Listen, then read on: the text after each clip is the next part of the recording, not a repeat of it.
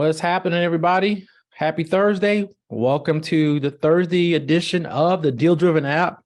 You're hanging out with your boy Barry all day today. Well, not all day, but some of the day. Hey, Stacy, how you doing? You let your hair down from this morning. All right. Hey, if you're on this call, guys, cut your cameras on, please. Thank you, Marsha. I can always count on you and Stacy and Paula. Hey, Paula, I ain't seen you in a minute. I got an email from you, but I was back and forth. So, Angel, Mr. Rodriguez, what's happening, sir? Mr. Barry Logan, we got the same names, man. Barry. Thurman, what's cracking? Hey, how's it going? All right. Hey, Paula, what's up? Hey guys. All right. Let's see. We got Jim Bird, Jackie Boyd, Isaac. I'm not gonna say the last name. Tammy, Sonali, Million. We're gonna see. So, if you guys can cut your cameras on, please. If not, if you're walking or if you're driving, if you're at work.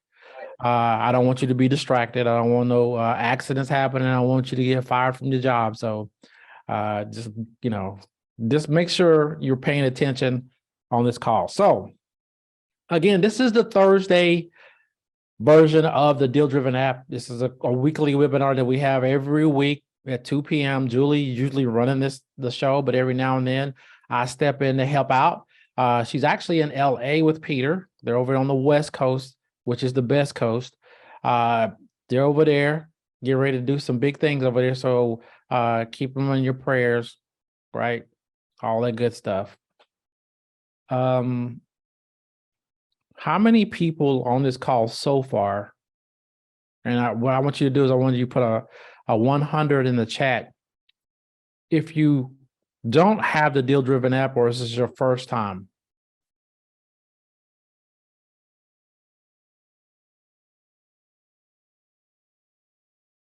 anybody put a 100 in the chat?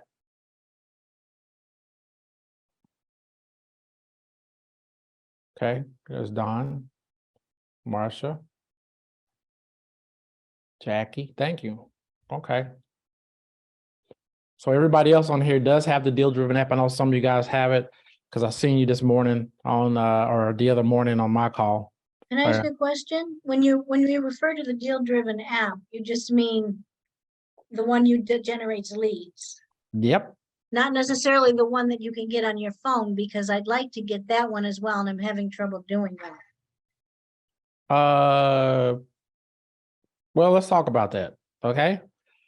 Let me give me one more minute and then I'll go ahead and address that. I didn't mean to interrupt. I'm sorry. No, you're fine. You're fine. Okay. Fine.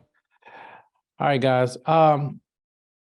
So the DealDriven app, there was one thing that I wanted to share with you before I get to the Q&A, because we're going to have Q&A.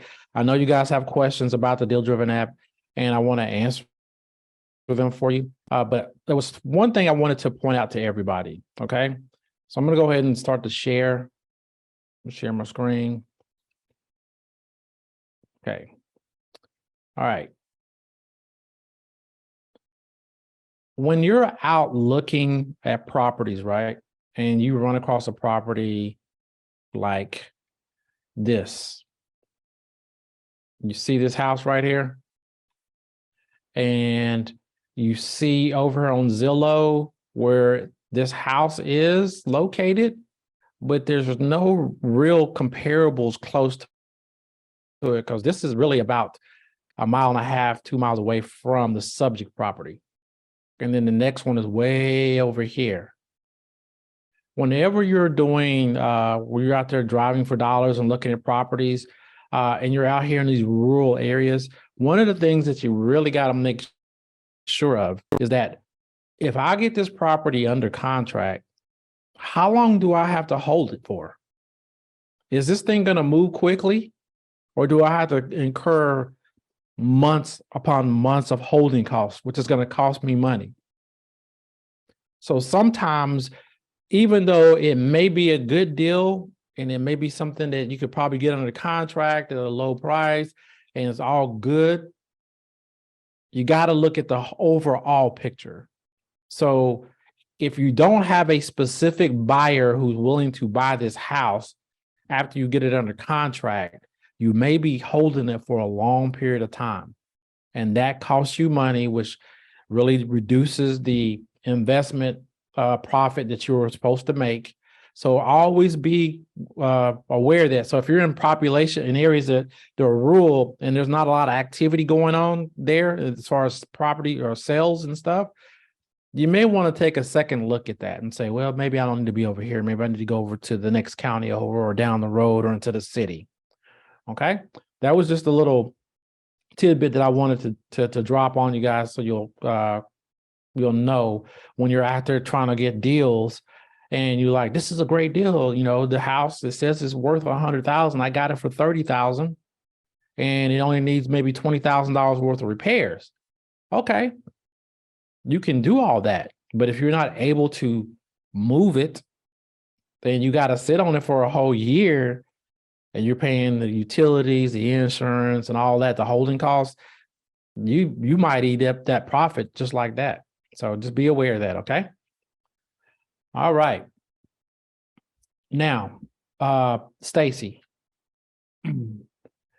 when you talk about being able to use the DealDriven app, or is it something else that you were talking about? No, I have the DealDriven app on my computer. Okay. I had asked someone if there was a DealDriven app you could get for your phone. Mhm. And I was told that if you go through Safari. Does that make sense to you? Yeah. So this is what it is. With the DealDriven app is a web-based application. Okay. So you can go to the App Store and get it and download it.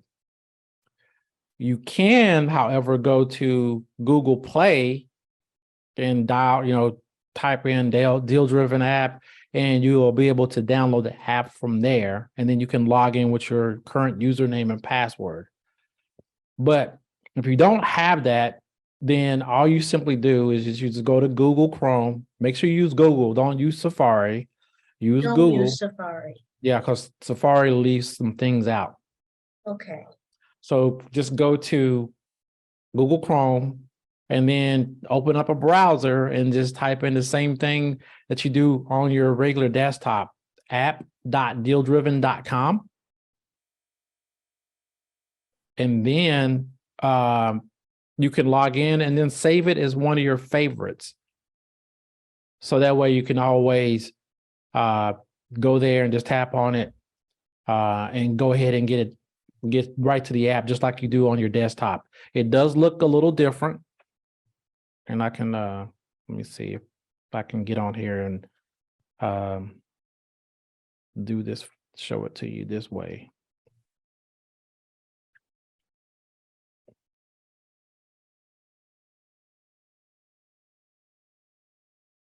Mm-hmm.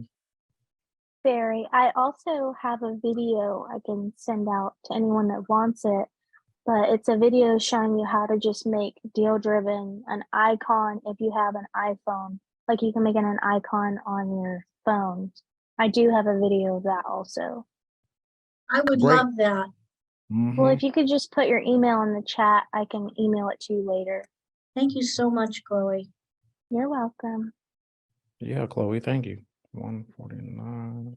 I told you, you can run this car. You know that, right? Maybe one day, Barry. 234. So I'm gonna log in with my phone whenever. Just let me in. Okay. Make sure I don't no audio. The meeting's been hosted. Blah, blah. Got it. All right. Let me see if I have the ability to share. Participants. Let me make sure I can share with you guys. Can you give me the ability to share on my phone? Or just go to security. And when you click on security, it says share screen, and that'll allow me to do it. 1 second. Mhm.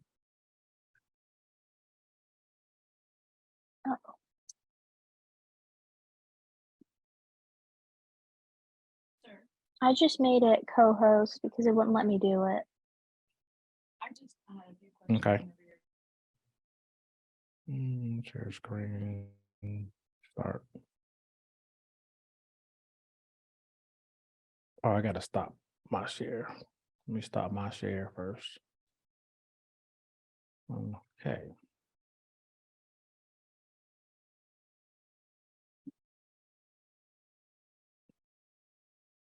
All right. Close that. Let me go over here. All right. So what Chloe was talking about is on your phone, you can create the DealDriven app with that video icon. So you see where it says DealDriven app on my phone. If I click on it, it's going to take me to my DealDriven app account. And it looks like this. Same stuff that you see on your desktop, it's just a different format. Okay. And one thing that I did learn is that there's some like if you click on was it search? No, let me go back. If you click on your come on, if you click on your list, go back. Your lead list, right? And you open it up and you'll see on the top where it says date added, status anyone or any, there's some more things that you can do up there, but it doesn't show it to you.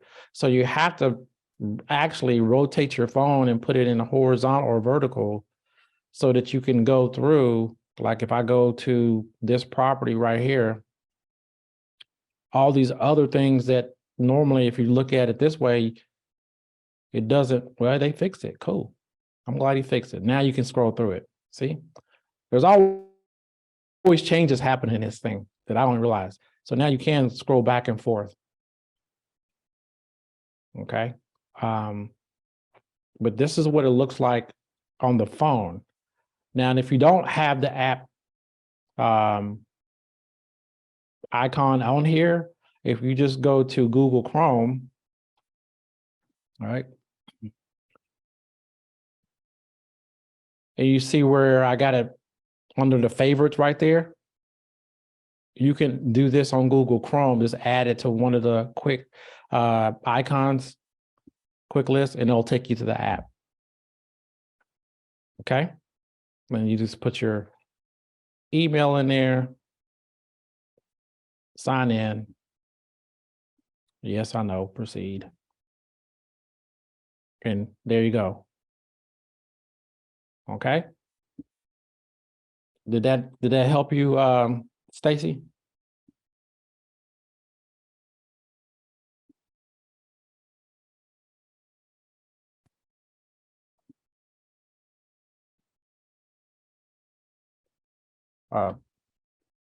I didn't see. Did you say yes?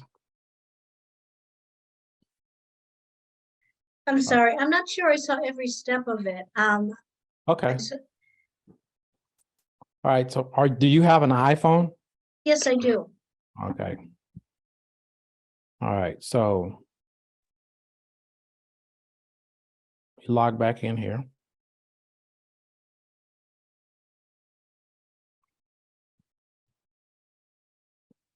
Okay. Now I want to share screen.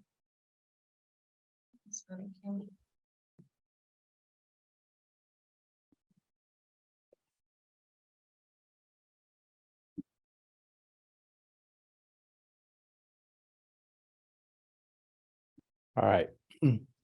So if you don't have the icon on your phone already, Right, okay, I don't. go to Google Chrome. Okay. Okay, So we're I'm in, in Google. I mean, I assume that's Google Chrome. does it look like this? Like you see Google on top and search type and all that stuff? Search URL? No, it just says Google trending searches, but let's see.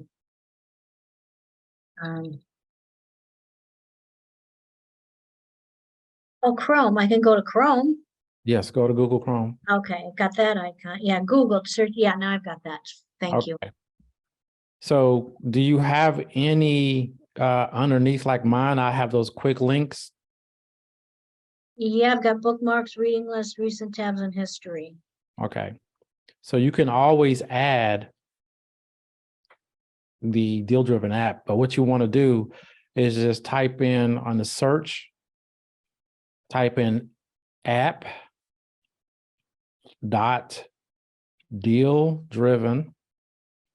app.dealdriven.com. Okay, got that. And And then then go. just hit, yeah, just go. And it should take you to the DealDriven app. Okay, thank you. Okay. Sorry I missed that the first time. I just, Oh, no, no problem. That's no problem. And then you can actually go back and it should be on there, or you may have to add it on there. I think it came up and everything. I'm just making sure I can log into it. Yep.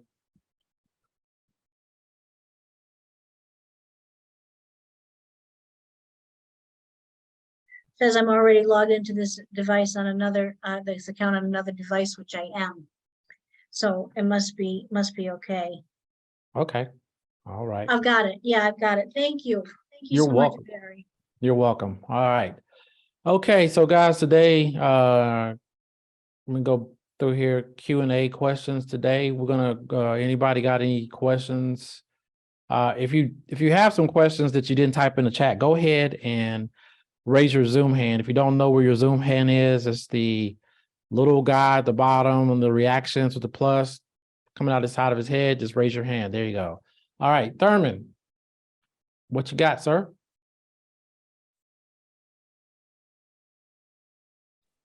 Okay, how you doing, Barry? I'm doing fantastic. How are you? I'm good, man. I'm good. Just trying to keep things going. I have a question for you. Mhm. You may or may not know this, but I need to ask anyway. So, in a situation where you have, okay, let me give you my situation. I have 5 properties that have been sent to me by a seller. Now, these properties are vacant lots, okay? And the seller is asking for 10% of the sale of the price of the the property, each Mhm. property, 10%. Mhm. Is there a way or a scenario where you could get like a hard money loan to go towards making a EMD deposit? This is for raw land. Yes. Okay. Um, there are places, not necessarily hard money, that you can get EMD money from. But I don't know if they are really going to do it with land. Oh, okay. But I can inquire with them Okay. and see. So how many lots is it? 5? It's 5. It's 5. And how much he's trying to sell each one for? They're different prices.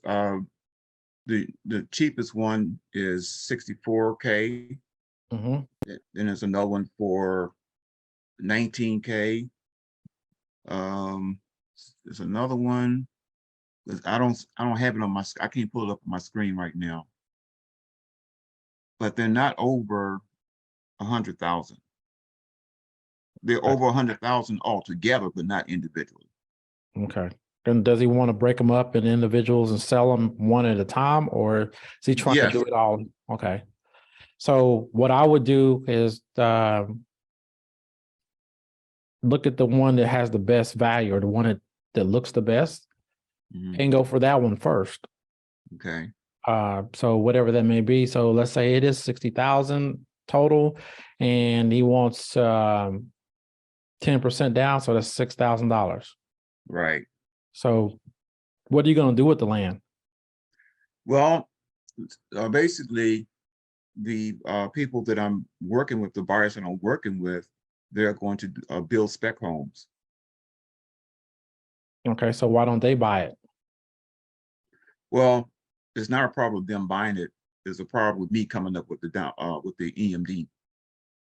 So what you do is you lock it up under contract and then you wholesale it to them. Can you not do that? No, I don't. Okay. All right. I'll look your number up in our system Okay. and I'll take a look at this for you. Okay. All right. Thank you. Yes, sir. All right. Million. Was that Million? Yes, it's Million. How you doing? You said you on the West Coast? Yeah, I'm in Cali. Oh, you know what I said? West Oh, Side. there we go. West Side. You know what's up. All right. Where at? NorCal or SoCal? Southern. Okay. Yeah. Yeah. Just moved from over there.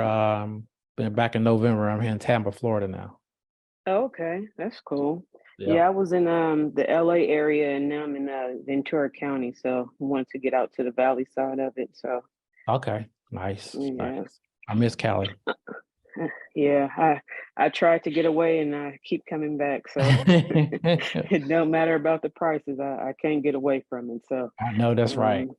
yeah, something about it that I can't leave from. So I'm stuck. I feel you on that one. What can I help you with?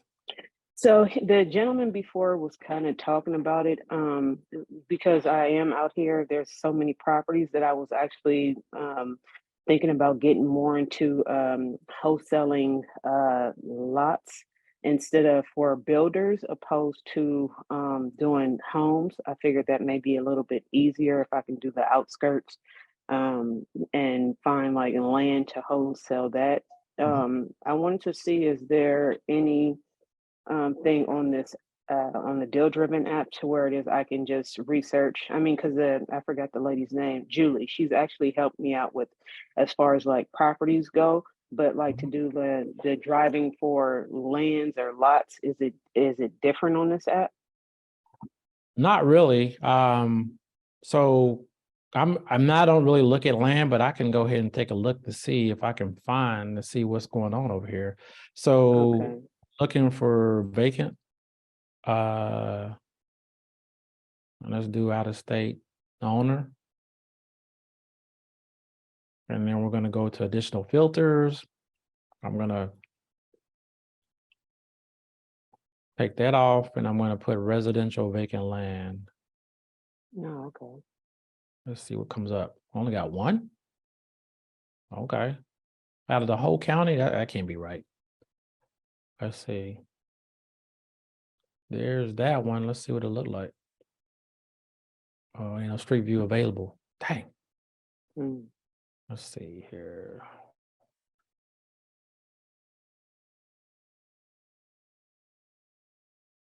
Let's go up here.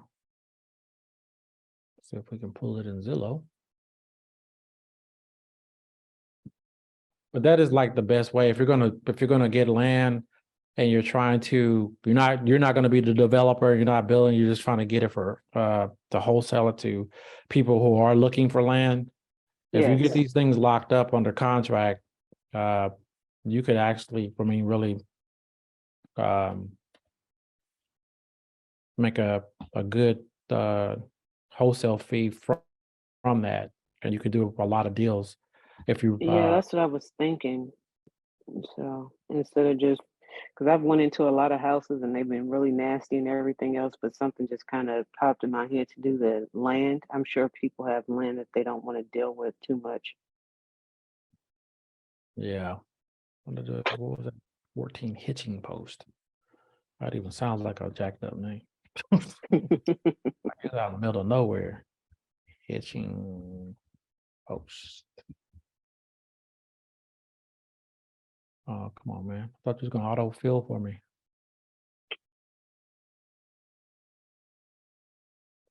Bell Hitching Post Lane, Bell Canyon.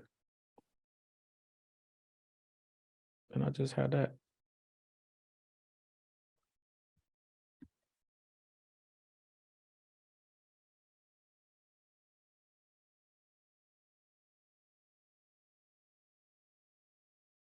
Oh, let me.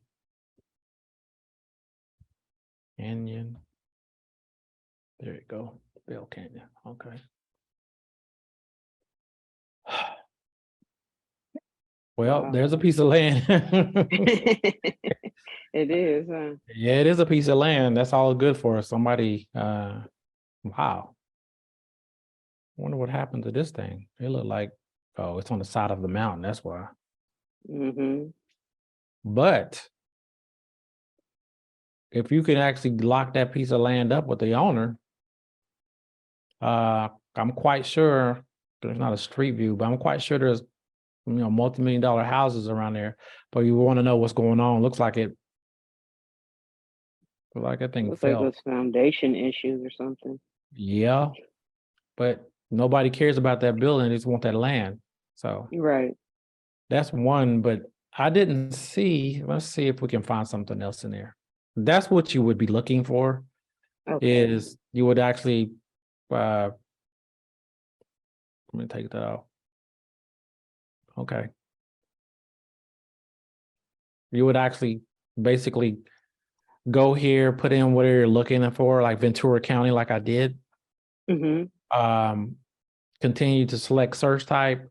You can do vacant, free and clear vacant, or just vacant. That's what you really want to look for. Make sure you go to additional filters because generally it's going to pull up single family homes first. Just uncheck it, check residential vacant land like I did, Okay. and then click on show results. So I got 45 when I took out of state owner on it. So there you Oh, go. wow. Okay. Okay. Okay. Thank you. Yep, you're welcome. All right. And to the lady in the comments, thank you too.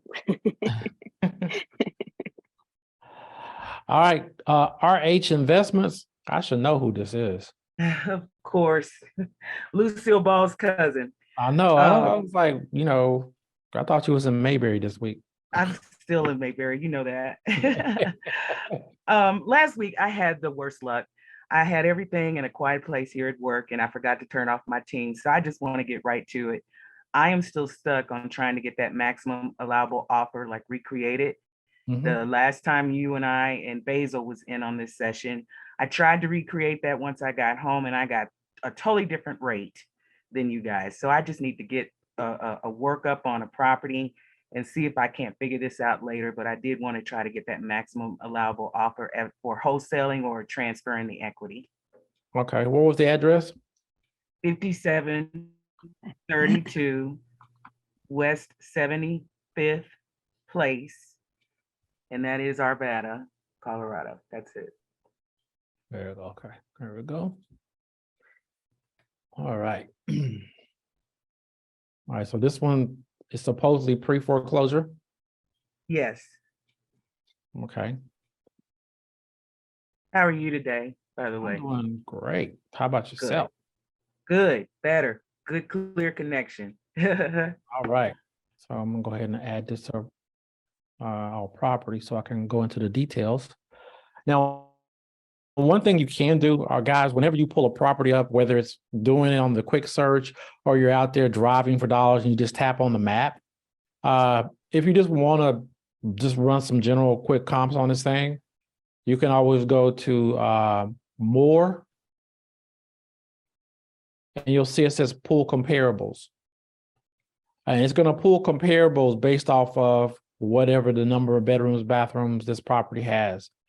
So if I click on it, it's going to pull up the comparable map, right? And it's looking for bedrooms, 3 bedrooms, 2 baths, 1,600 square foot, okay? And so when you have this map over here, this is your subject property. Anytime you see something that's in blue, it's generally because you're touching one of these, okay? Up here, you're going to see the last 18 months. In this market, you need to be the last 90 days. Okay. The last 90 days or 3 months. Also, the search radius. Always remember you want to be as close to the subject property as possible, preferably in the same subdivision if you can get there. Don't cross major roads. Okay. So we're not looking at nothing over here, and we're not looking at nothing over here. We're going to look at everything that's right in here. In this area right here, in the highlands. So the way you do that is you just take one of the points on the map or around this radius circle, and you just bring it in.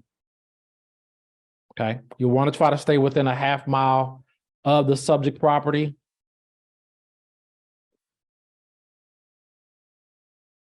All right. So right now we got 2 that are fairly close by. I selected that one on Harlan. Yeah. So let's see here. That one's a 3.2, 1,200 square foot. That's smaller. You always want to try to stay 200 square foot plus or minus of the subject property. And you Right. definitely want to try to stay in the same generation or the same years, like 10 years or apart, or at least the same build generation. So this is fine. This is the only one we really got for that on that quick search. Okay. Right. And it'll probably be the same thing if I went in and did it the other way as well. Mhm. So, excuse me. So let's say this is 445, right? This one just recently sold. Right. Okay. 30 days ago. Yep. Yep. So the basic thing you really want to do, and if you notice, it's like, okay, this is probably the ARV right here. This is probably what a 3-bedroom, 2-bath house will sell for in that area. So you take that 445, right? So we do it really, really, really quick. You're breaking up a little bit. Am I? Yes, you're chopping up pretty bad there. Need to repeat that. I did go to Zillow to look up that address, and it does show, like, it doesn't look like it's been rehabbed at all based on that sell date and what Zillow is showing. Okay. Am I still breaking up? No, you're good now. All right. Maybe I need to be still instead of be moving around a lot, you know. All right. So let's say the ARV is 445, okay? Mhm. That's what a 3-bedroom, 2-bath house will sell for right there in that vicinity, in that area. Generally, I do 70% before I go out there. I already put that number in my head, so I'll do 70% of that 445. And this is for a cash offer, guys, not just a cash offer, not anything else other than that. 445,000. 70% of that is 311,500. I got that Okay. part right. So far, so good. Okay. Now, once you get out there and you start looking around at the property, that's when you want to look at repairs. You want to know what you could estimate what the repair cost is. Now we have a little form that we use. I have it. You have it. So Yes. you base it off of the square footage. And it's broken down into light, medium, heavy. Mhm. So whatever you see in that house, if it just looks like it just needs some upgrades, nothing major, just a light, if you got to redo the kitchen and all that stuff, it may be a medium. If you have to redo everything, then it's a heavy. If it's full gut, it's a heavy. So in the light range, I think it's what, 15 to 25,000. I don't have the thing in front of me. If you could break that out, that would be helpful. 15 to 25. You making me do work today, ain't you? I'm sorry. I'm just playing wanna with you. this right. 'Cause I Let me know find I'm it. taking up a lot of people's time. No, it's all Let me, Uh, there it is. So this is a sheet that we have. And I got to stop my share in order to share it with you so you can see Okay. it.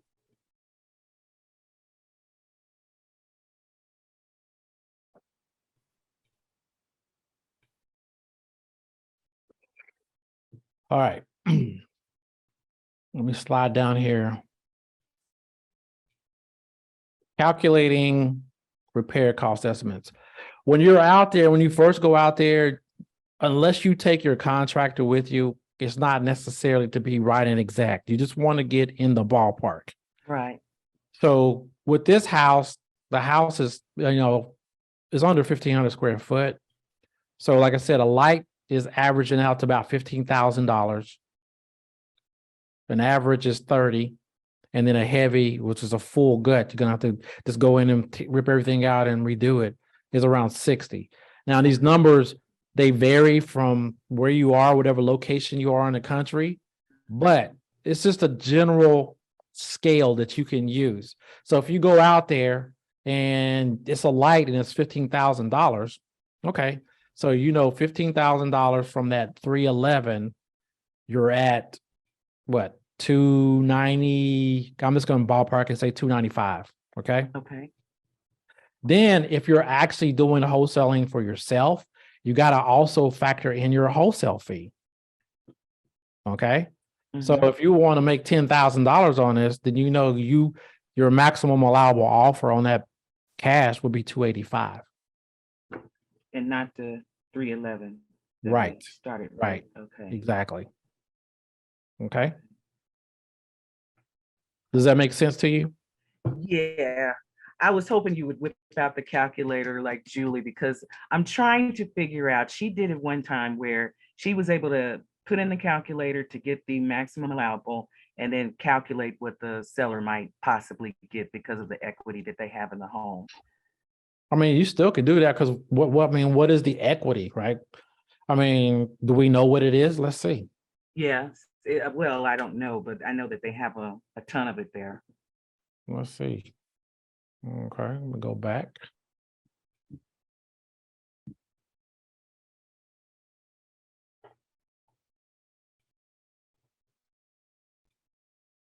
All right, move you out the way.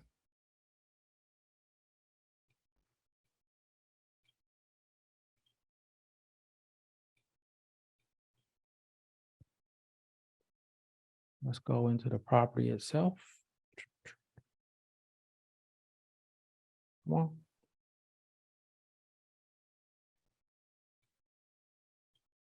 I already got you in here. All right, let's go look and see. It says it's got one loan. They're saying the DealDriven app's got the estimated valuation higher than what the comparables are saying. But if we had to do it this way, you would basically say they got roughly $510,000 in equity, right? Mhm. So if they were able to sell the house, let's say they sold the house for $500,000, Mhm. then they wouldn't get $500,000 at closing because there's closing costs, commissions, all that stuff right in there that they have to pay. Right.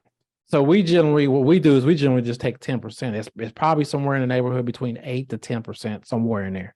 So we just break it down to 10%. So 10% of 500 is $50,000. So you subtract 50,000. So they would walk away around with 450 in their pocket. Okay.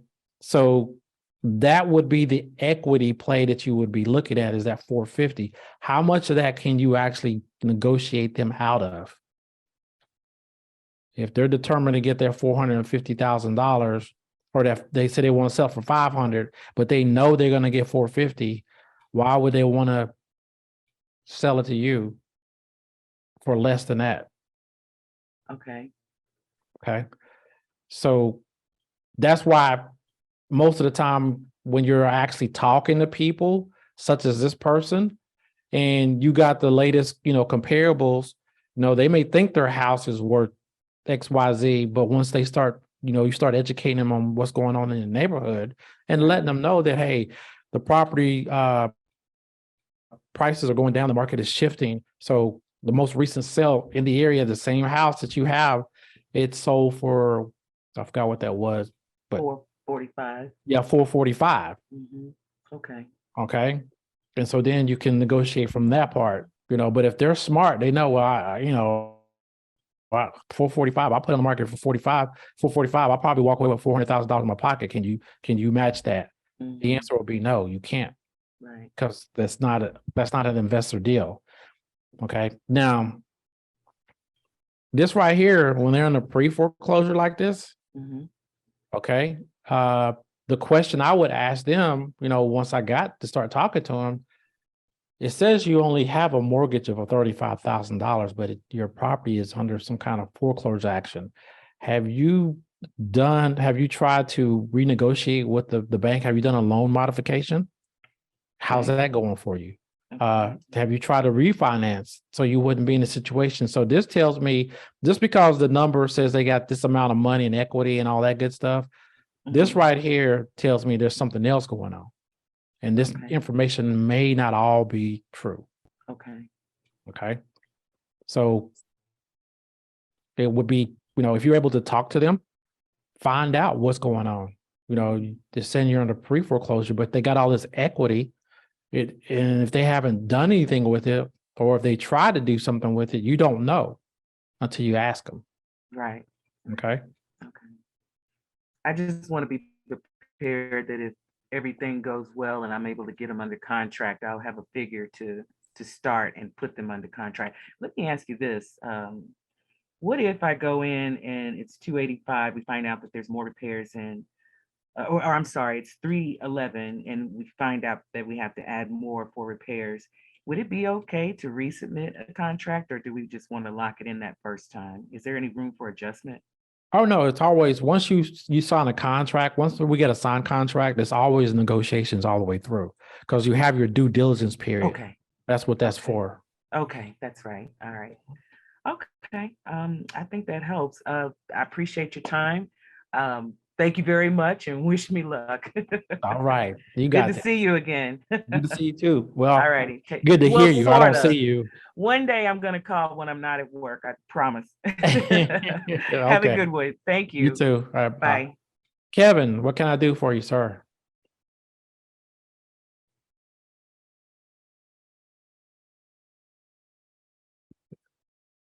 Kevin.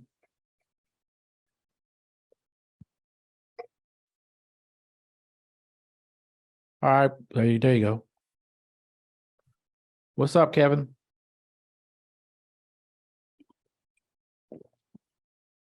I can't hear you.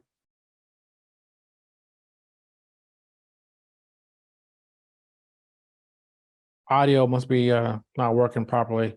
I'll come back to you. Jill.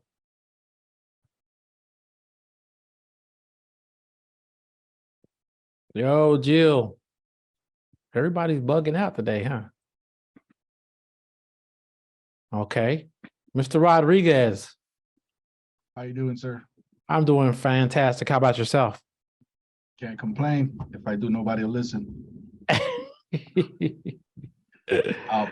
My question, okay, so I'm still learning how to use your system, but when I go to search for buyers, okay, what I'm noticing is, and maybe this is just in the area I'm looking, but so for instance, right now I'm looking in the San Antonio area. When I go to search for buyers, everything it's showing me is from 2020 and older. And I checked also in a couple other cities, and it's the same. It doesn't show me anything recent. It's almost like they stopped. I don't know what the deal is, but it just doesn't show me anything. I play with the dates as far as last sale date. Nothing could pop up. I leave it blank. I do get a bunch of them, but they're all old. Got you. So to be honest with you on this one, the data on this part of it needs to be updated. Okay, I figured. Okay, I mean, there's no sugarcoating around it. It needs to be updated, and it's been told, yeah, we need to update this. Okay, I would still try to reach out to some of these that were like in the 2020 or newer, if there's any in there.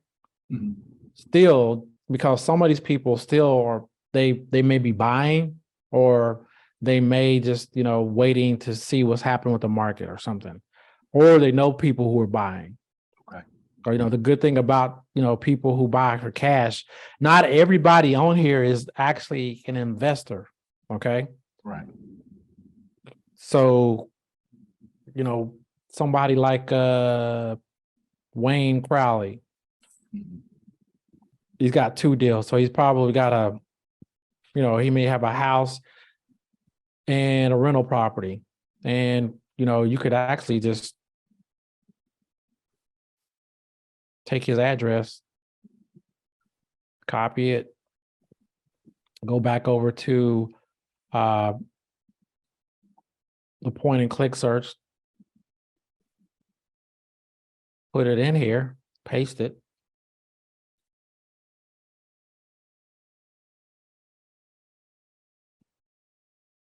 That looks like it's an office building. Nope, it's not. It's actually a senior. Come on, stop moving. A condominium. Mhm. So now we got to find out where he lives. It's 20 units. Oh my goodness.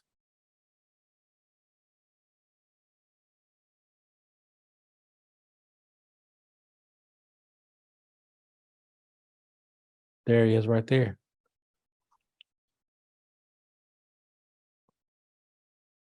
So what I would do is add him to the list. Existing. Click on it. Let it cycle through. Once the details page pops up, I would actually go over here to see any linked properties. And it looks like he's got 1, 2, 3. So that's one of them that I guess he lives in, and he's got 2 others. That looks like it's probably land. So, Okay. and then you can always skip trace them and get their number, just like that. Okay. Hey, that link properties, I didn't know that. That's cool. I just learned something new. Awesome. Thank you. Oh yeah. That linked properties, every now and then you'll run across somebody who has like 100 or 20 or 10. Then that way they're investors. Right. Okay. So yeah. Got it. Yeah. So anytime you go to the details page, you just go over to linked properties and see what's up with them. Okay. All right. Thank you. Yes, sir. Yes, sir. There you are, Jill. Who's calling you?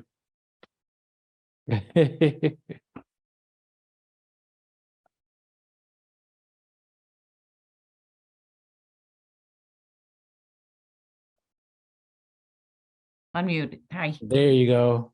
I just wanted to find out, where did those comps come from? Are there the comps that you have in there, where did you get them from? Well, they get them. The DealDriven map gets them from public records, right? And so they take of course, they take whatever public record says, hey, this is the last sale price, and then the algorithm that's in there calculates it and gives you those numbers. So, for example, for this one right here, Wayne Crowley's place, if I go over here and pull comparables, there ain't nothing there, so I can't use that one. That sucks. All right, let me go to somewhere if I know it's got some. Go back to one of my list. Let's do single family homes, DeKalb County. Let's try this one.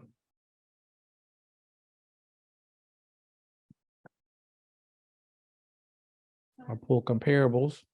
Underneath the Wow. sync, the switch, the pull down door. There's nobody got no comparables today. What is going on with this? I know there's gotta be some somewhere. It's 2 1s. That's probably no. All right. That's something.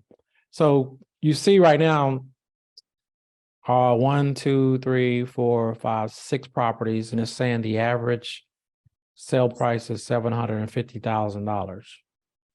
That's the average sale price in Brookhaven, Georgia. Yeah, Brookhaven in this area right here, which if you know, I know where this is at. And so that's not out of the realm. That's probably pretty accurate over there. But if you were taking 2-bedroom, 1-bath house, this is all it's comparing 2 ones, and you try to match up your property, you know, apples for apples, square footage. So we know this one is out of spec because the square footage is too big. This one we could probably use. This one, and So not you that. can separately click on those 3 to use just those 3 comparables, right? Exactly. Yep. And so it dropped the average down to 729, roughly 730. Now that's what it does, you know, on the algorithm and the public records information. It's not Gotcha. MLS data, so it's not going to give you the most accurate, but it'll get you in the ballpark. And if you know your neighborhoods, like I know Brookhaven, I know Ashford Park, that area over there, those prices are not out of whack. It's pretty close to it over there. Okay, and when you're figuring the maximum allowable offer, you do like the average of the comps determines the ARV? That's correct. That's what you use to figure out the maximum allowable offer, right? Well, that's what we figure what that house is, the subject property, if it was fixed up, that's what it would sell for. And so we use that number and then we apply our formula to it. So 70% of that minus repairs. And then if you're trying to add a wholesale fee or whatever in there, you got to put that in there. And then that would be your cash offer. That would be your maximum allowable for the cash offer on a wholesale deal. So It's 70% of what? the ARV, Oh, okay, yep, minus repairs, right. minus your wholesale fee. That's your maximum allowable offer, cash offer. Gotcha, okay. Okay.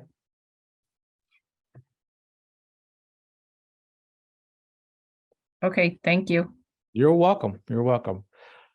Donald Washington, Hey, hello. what's happening? So in terms of pre-foreclosures, what are the best filters? I usually use 40% equity, and I'm not sure about valuation. I usually look at between 100 to 250, but which ones will bring me the best amount? Great question. So let me go over here to the Lee Building Search. And I'm going to go ahead and clear this. And tell me, where are you? Oops, let me go back. Where are you located? I am located in, well, I'm doing virtual. Where? I do like virtual. So I would say Tampa. No, did you say Tampa? Yeah. No, bruh, that's where I'm at. You can't have it. Okay. I got you. Tampa, Florida. All right. So I actually have a list already pulled for myself, but when you do this, of course, you know, by default, it's going to be a 20-mile radius around the center of Tampa. Yeah. Okay. So if you're going to leave it at that, then all you're going to do is go continue to select search type. Click on pre-foreclosure. There's no need for you to stack pre-foreclosure. You know, if you were just looking for vacant properties, you can do vacant out-of-state owner, non-owner occupied. You could stack these. But when you're doing pre-foreclosures, you just click on pre-foreclosures. It's going to cover everything. Okay. Or sometimes I click on notice of default with no auction date. Yeah. That's the next filter. Okay. Yeah. So right now it's doing a search radius for properties. It's not defining what it is. So when you go to additional filters, you got to make sure you're looking what your property type is. Okay. So single family homes, there's a little over 1,600, almost 1,700 single family homes right now in pre-foreclosure. Okay. When it comes to the equity, I don't put equity in there. And the reason I don't put it in there is because we have so many different ways that we can actually take the property without having to have equity. We can do it with equity, with no equity, upside down. We could take these properties. But if you're going to use it, make sure you have at least a minimum of 20%, if not more. Okay. If you do 40. Okay. So if you do 40, then go ahead and put it on there. So 40, and it's going to take it to at most, and it drops it down to, 1,400 properties. So then you have two filters that you can mess with. Notice of default. And I talked about this 2 weeks ago. When you're doing a notice of default, definitely know that this is going to be something that you're going to be working at. You're not going to be able to just go there and close this thing. This is going to be a little more building up some rapport, talking to them, find out where they are, allowing them to let you know exactly what's going on with their, their situation. If they say they're going to, working with the bank, okay, let me know how that goes, how it works for you, but keep following up with them. If you're trying to get somebody who's really, really super motivated and they got really zero time, then I wouldn't even bother with the notice default. I'll go ahead and hit the auction date. And actually, I just click on auction date after whatever today's date is, or the date that you actually do this, and you click on it, you're going to see there's 61 properties right here. Okay. When you show the results, it's going to show you the auction dates. This one's going to auction in May. This one's going in a couple of days, in a couple of weeks, next month, so forth and so forth. So you have all of these people right here who have pending auction dates that either they haven't done anything with it, they're thinking they can refinance it, they're thinking they can do a loan modification, whatever. This is a list. If you're trying to get something fast and hot, you go here. Okay. If you're trying to build, a pipeline up and you just want to, start talking to people, then you go back to the notice of default. Dang it, I went back too far. Search first. Go back to the notice of default. Actually, take this off. Okay. All right. Go back to notice of default. Then you can do match only. Click on it. Why is it not? Okay. It's not doing that. And do get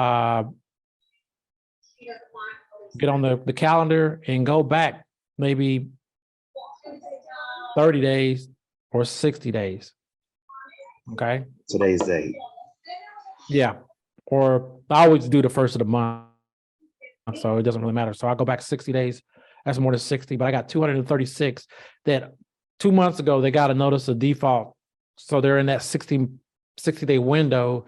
They'll get another one after 90 days. That's when they'll like, okay, you got an auction date coming up after 90 days. Okay. For me, I just want to be able to get in there, help them out, get in there, help them out. So I don't want to wait, Okay. get a deal generated. So if I want to do that, just go to the auction day and auction after today's date. Yep. Okay. Yep. That's it. Cool. Okay. Sweet. 61 properties right there.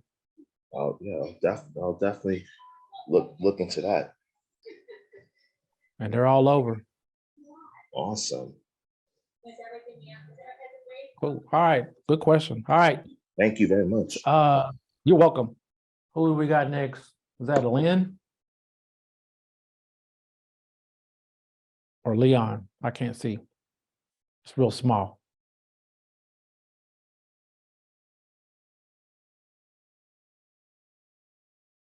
Lynn. Hey, Lynn.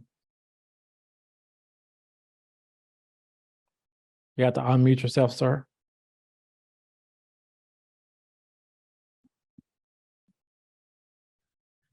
There you go. Hello. Yep, Yeah. yep. Yeah. Good afternoon. Good afternoon. I'm looking to get some property. It's Bucks County, Pennsylvania. And the property in foreclosure. But I would like to talk to, it's looking on Zillow is still for sale. Mhm. But I'm trying to talk to the owner. Mhm. They got approximately 245,000 judgment, you know, and so the price is at 295. I don't know what that is going to be on top of 295, that judgment, or how it works. Yeah. So if they have, well, first and foremost, whenever you see stuff like this out there, and you're trying to reach out to the property owner, make sure you get a hold of them.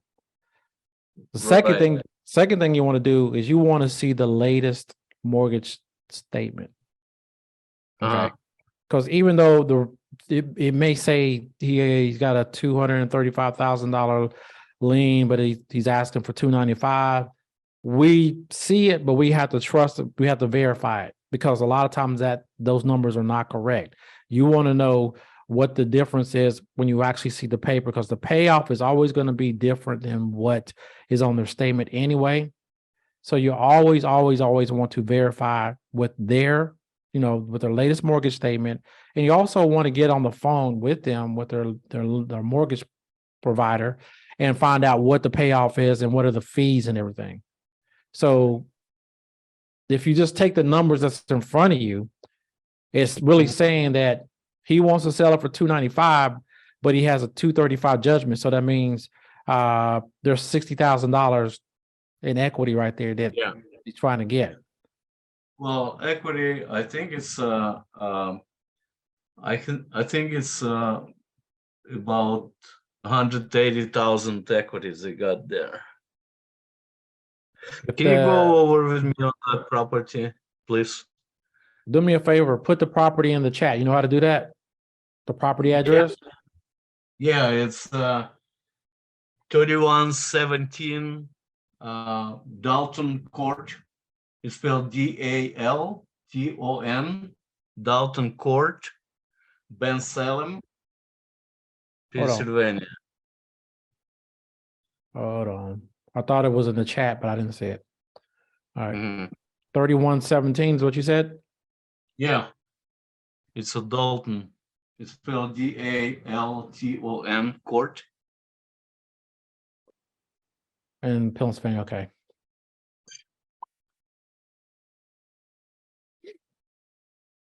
All right.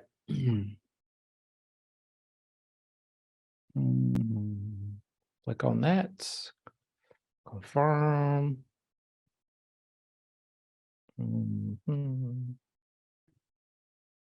Details. Let's see what the details tell me. All right, it says that this property's valuation is around 343. It says they have that's 153,000 in loans. It says it has $189,000 in equity. Let's see what this is. Notice of sale. Auction is in a few days. Have you reached out to her yet? No. What are you waiting on? You better get a hold of her. Yes, but the property is vacant. It's nobody's there. Well, I mean, still, you got a skip tracer. Let's see here.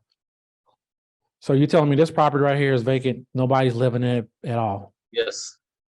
Okay, so you're still gonna have to skip trace or get a hold of her or find her, right? Right. And if you want to find her, you can do Google or you can do True People search.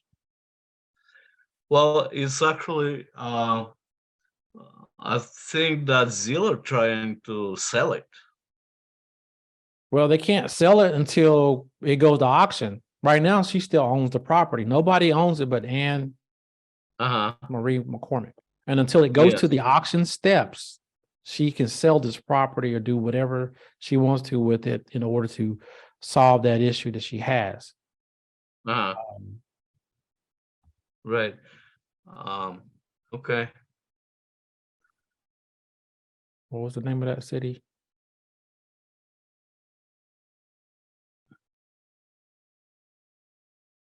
So you could do free people search, or you can skip it through the DealDriven app Mhm. and then do search and see what you come up with. I see there's a couple of them in here. There's probably this one. Yes. And then they got relatives and everything. Uh-huh. Okay. And then here you go, some phone numbers. Right. Okay. Well, I will try to keep tracing in on DealDriven. I didn't try to check that yet. Okay. And so And- what you really got to do is once you get a hold of her, you really got to find out what's going on with this. What are you trying to do with this property? Showing that you have an auction in the next 4 or 5 days. What can I do to help you? And then let her tell you what she wants to do. Mhm. And then you ask her questions, have you reached out to the bank? Have you tried to do a loan modification? Have you done, reached out to any of the local organizations that can help you in situations like that? And a lot of times people wait till the last minute to try to do stuff. Right. And then it comes down to, okay, what I can do is I may be able to purchase this property from you.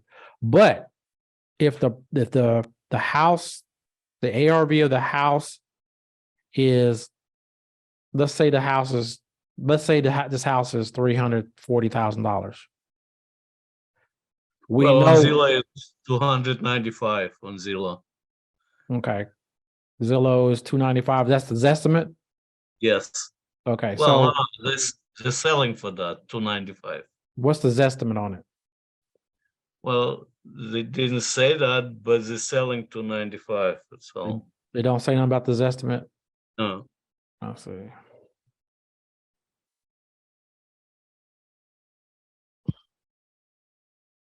I hate when they don't do what I want it to do.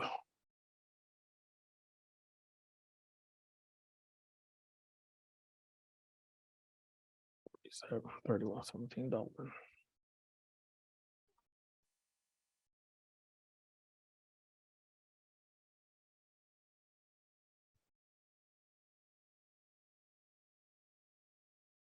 His estimate's It's pretty 296. good. Yeah, it's Yeah. 296. Okay, so 296. So as an investor, right, we're not Mhm. paying this price. Right.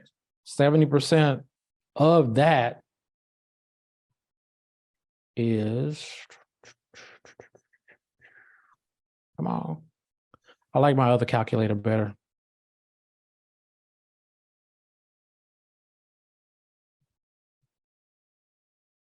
$70. Come on.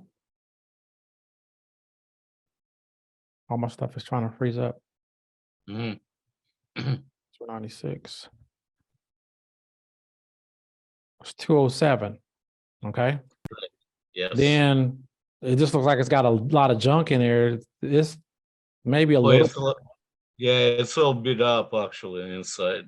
Okay, so we're looking at probably easily 25, 30. Right. Maybe more than that. Yeah. So let's say it is 30. So we're 30 from 207. So we're at what? 177. Be safe, 175. That's what we would do a cash offer on if we was going to take it to, fix it up and flip it. If we were going to wholesale it, then we would be less than that because we had to put our wholesale fee in there. But if that number that we're offering her does not cover the mortgage that she owes, then whatever the difference is, she's going to have to come to the table with the remaining balance. Right. in order for us to get the deal done. How about short sale? Yep, that's the other Can one. I talk to the bank, or Yeah, you could do a short sale on this one. You know, if it's, is that option? yep, the option is there. Uh-huh. Okay. Okay. Okay. Thank you. You're Appreciate welcome. it very much. Yeah, that's a good one. Thank you. Yeah. Let's see, we're at 3:10. All right, Kevin, can you talk now?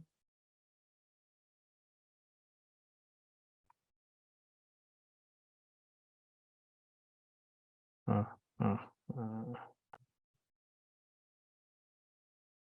Can anybody hear Kevin? Yeah, I can't hear you, Kevin. Sorry, brother. I'm gonna go to Helmut. What you got, sir? Hello, Barry. Hey. How are you today? I'm good, man. How about yourself? I'm good, thanks. Well, I just have just a small question. I hope it doesn't take too much. If there's a property off market, but what if they ask me for a proof of funds so we can start negotiating? Can we do that? Yeah, we can. You can always get a proof of funds and do that. Some people do ask for those things. Just as Okay. long as they're not asking for a deposit.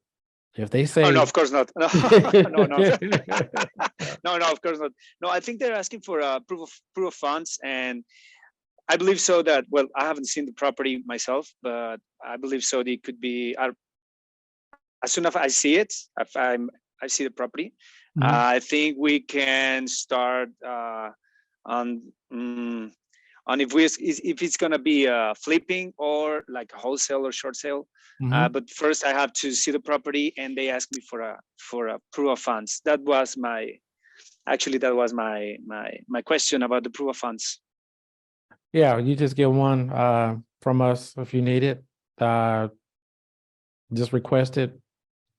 You know where to request it from? No. Can you help me? I'm a DM you because not everybody here is a partner. So let me send it to you. Hold on. Perfect.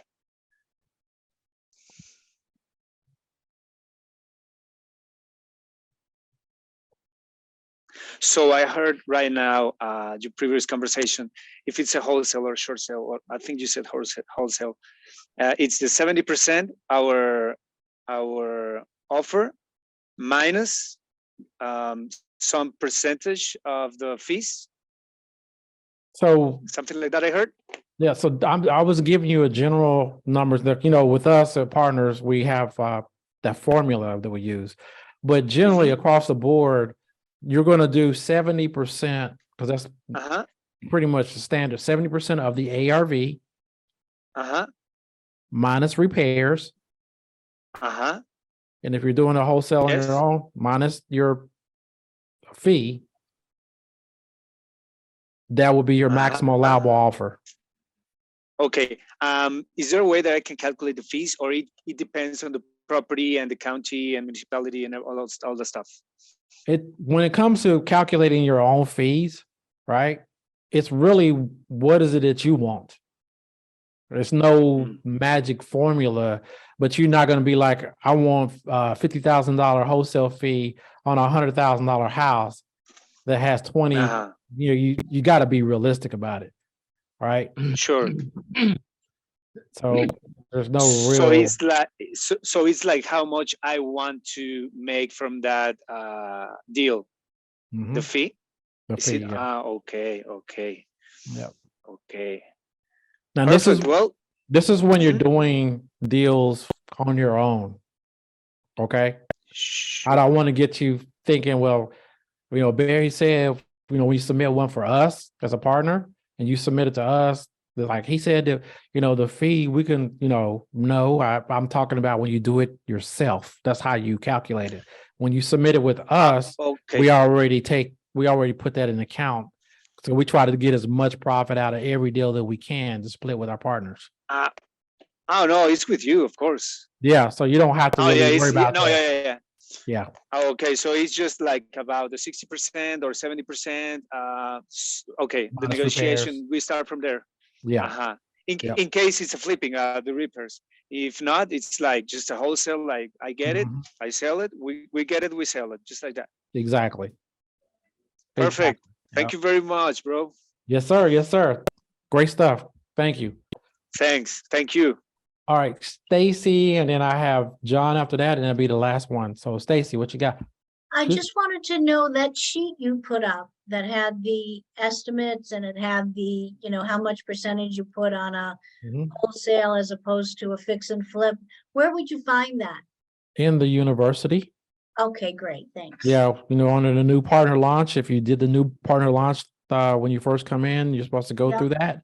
It's Yes. down in there. Okay, Okay, thank you. no problem. John, thank you for patiently waiting. Yeah, you're welcome. Thank you. Can you hear me okay? Yes, sir. Loud and clear. Great, great. I'm actively sourcing deals for a startup company in my town, Okay. but I'm finding motivated sellers, but we're just not getting the deals done. And I'm interested in looking to you as a potential partner. Mhm. And in the chat, I've placed 2 properties that are definitely investment properties that need a lot of work. And I have a motivated seller. But I'm just wondering if I were to partner with a different company, maybe I could get these deals through. Let's see. Evaluate these deals. Yeah. These are the two. One. Let's see here. One on McElroy. Yeah, that's in Anniston, Alabama. Yep. And the other one's in Moore in Anniston. Montgomery. Right. There's 2 in Anniston. You got a couple in there. You got 3 in Anniston. Well, I was giving you my comps there. The Oh, okay. Got you. I got you. My bad. yeah. So I've got Let me see here.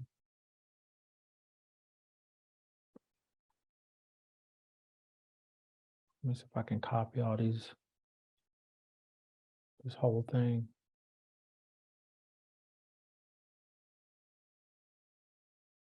Copy. If I can put it on a notepad.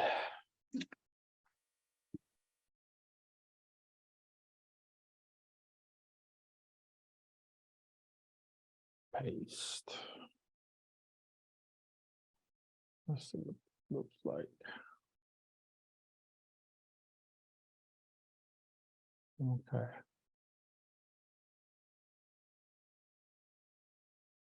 All right. So this is the subject property right here on the first one, right? yeah, that's correct. Yeah. Okay. And then where did the other one go? I saw it. Yeah, and that's my comp right next door. Real close to it. It's sold for 82K. Mm-mm. And the subject property, they're willing to let it go right now for 15K on cash. But my company wants to go significantly lower than that. Was there a reason behind that? Well, I mean, it's a gut job. So we're Yes. estimating like 40K in repairs, and our formula is 60% ARV minus repairs. And it's just a lot of competition out there. I'm having a hard time closing deals. No problem. I mean, it's going to be like that. So even at, so let's say the comparable is 82,000. Sometimes you got to reverse engineer these things. Okay. Mhm. So let's say you bought it for 82, or you know you could sell it for 82, excuse me.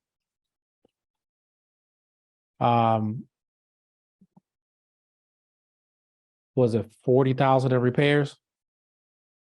Well, yeah, Okay. sure. Guess I mean, yeah, we could, it's a gut. Yeah. It's a 2-bedroom, 1-bathroom house, 984 square feet. So it's not, Okay. these are, So when you subtract that from the 82, so this is 42,000. mhm. When you close on this, because you're gonna have to close on it twice. So you might as well just say you got 10% in closing costs and all that stuff off of that 82. That's another $8,000. and I'm thinking I'm doing this wrong, but you're at around 28,000, somewhere in there, 30,000. All right. Then the cost of money, because it's not gonna, money ain't gonna be free. So you gotta take off a couple more percentages off of, so you're profiting if the numbers work out, you know, you theoretically can buy this house at 15 and make a profit off of it. Now, if you've never done a fix and flip before, you'll find out that just because you set a budget, it don't ever happen the way you put it out. It's always something. It's always more.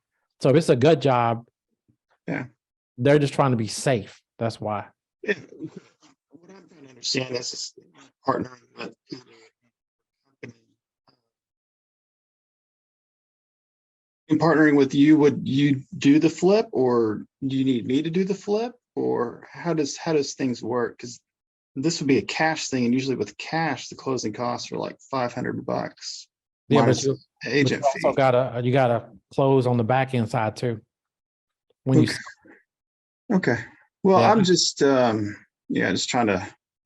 get it, I get it. Yeah. I was trying to figure stuff out. I know there's potential, and okay, but Are you one of our partners, or are you just on this call? I bought the DealDriven app, Oh no. and I'm not a partner. I Okay. am evaluating whether to be a partner or not. Okay. Yeah. So with us, if you were as a partner and you got this under contract for 15, we would actually just be like, okay, let's take a look at it. We always use realtors to give us, you know, very, very good numbers before we move forward on any deal, just about. Okay. Unless it just looks like it's a slam dunk. So based off of whatever those realtors say the after repair value is versus what the as is price. One of the things I know we don't do, or we try not to do, is we never buy a property and the rehab costs more than the property when we purchased it. It's just a rule that Peter sticks to. So in this case, if the rehab's 40 grand and the purchase price is 15K, it's a no-go right off the bat. Right. Yeah. Especially if if the ARV ended up being somewhere in like 130, right? Then we probably would take a chance at it. But since it's still like at 82 right now, and this is just numbers off Zillow, we really don't know, because it's always good to get realtors to give you the comp. And I got another program that I'm not going to pull up for you guys that I can look at and see if this was really where the value is. It may be a little less, it may be a little bit more. But just looking at the numbers right now, and based off of the repair cost, quote unquote, it's probably a non-starter for us. Right. Yeah. Okay. Yeah. But just last question. Is Peter's partnership program, it costs several $1,000s to buy it. Does it come back with a guarantee or a warranty or anything? Could you test drive it, or is it? You can, because you don't know what's going to work or not, Well, I'm going to tell you like this, right? Yeah. There's no guarantees in life. Yeah. And the only reason we don't guarantee stuff like that is because we don't know your work ethic. We know what we do works, because there's plenty of people who do deals all the time, but they follow what we tell them. They follow the rule, not the rules, but they just follow the guidelines, and they go out there and, put the work into it, and it will work. And we do fund the deals 100%. No, that's good stuff. I mean, I've just got to get my money right, to be able to do something like that. I really appreciate you going over this and talking with me today. That's great. Appreciate it. Did you have you talked to one of our people? I mean, because you don't have to put all the money up one time, right? Yeah, I was talking to one of your people, but that was when I was more confident in the startup that I'm working with now. But when you're green and you're new to things, you just don't know what you don't know. And it's tough to be starting out, you know, trying to figure out Yeah, your path in life. So I get it. I you get it. know, Yeah. it's like, what's going on here? I'm like, but Yeah. yeah. That's Thank you one so of much. the things though.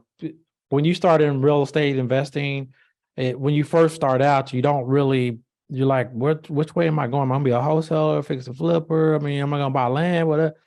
Because there's so much out there. But once you take a look inside yourself and say, what do I truly want to be? What type of investor I want to be? Do I want to be buy and hold, whatever? And then you just stick to that, focus in on that. And once you master that, then you can move to other stuff. So you have to, find out what it is you truly want to do in this game, right? I had to do the same thing, like Peter had to do the same thing. Julie had to do the same thing. We had to figure out what it was that we really truly wanted to be and what we want to do. And then when we got there, we started growing and doing other things. So, coaching wasn't one of those things I thought about doing. Mhm. But when I joined in 2019 as a partner, I got asked to start coaching, and that's what I did. And I started to develop it. I like it. I like helping people. So, but I still go out there and do deals too. So Yeah, it's just understanding what deal works and what doesn't, and that's the learning curve. And that's what I'm trying to get on right now. okay, well, that's what we do at Partner Driven, man.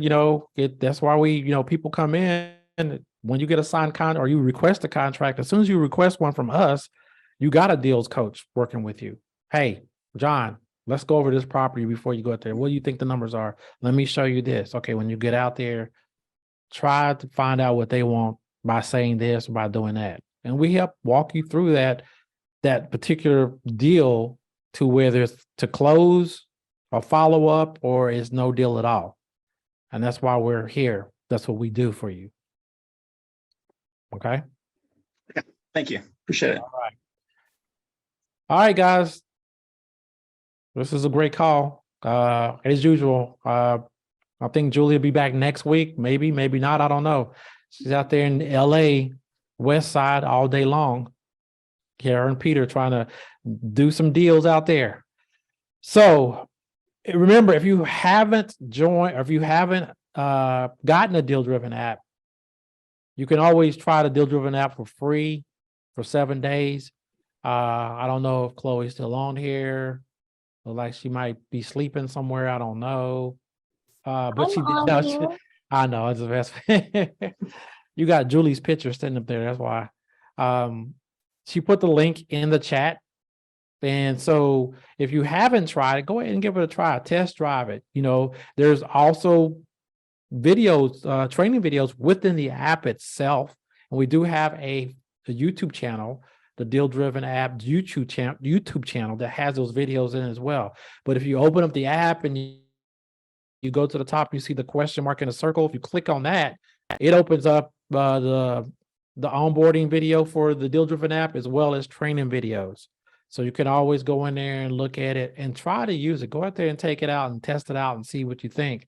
And if you really love it, then it's just $49 a month. Okay. All right, guys. Till next week. You guys have a great day, and I'll see you soon.